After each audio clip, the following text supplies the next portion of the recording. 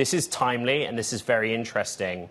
What do we learn in the course of reporting about how serious this move is to push Huawei out of a market that it is very strong in Europe? Yeah, I think it's actually really important to note people do not realize that there's still so much Huawei kit in various EU countries' infrastructures. And the European Commission for years has wanted to push EU countries to stop using this technology across their networks. They have really failed to do so.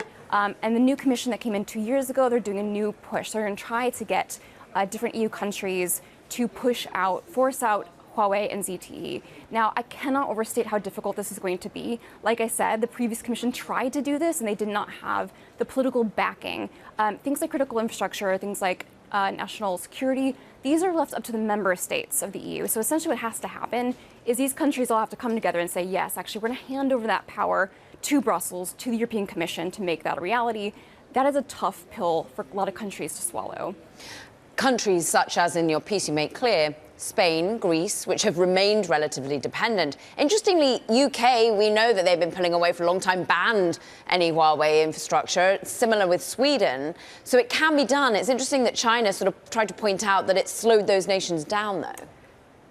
Yeah, that's a great point, Caroline, because, a lot of the operators and independent analysis has been done to show that actually by forcing a strip out of Huawei from the UK networks, that delayed 5G roll by up to 2 years. This is a very costly ambition from certain countries if they want to go ahead with this kind of push.